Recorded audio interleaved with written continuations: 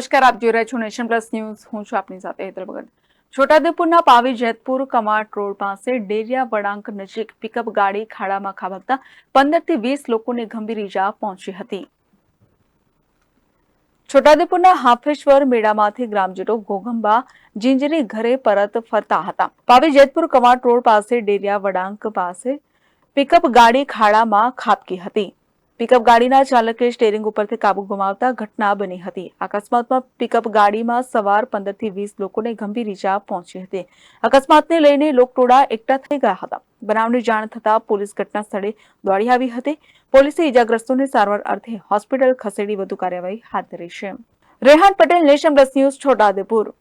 સમાચારોનો સતત અપડેટ મેળવવા માટે અમારી નેશન પ્લસ ન્યૂઝની યુટ્યુબ ચેનલને સબસ્ક્રાઇબ કરો, બેલ આઇકન દબાવો અને જોડાયેલા રહો ફેસબુક, ઇન્સ્ટાગ્રામ અને ટ્વિટર પર.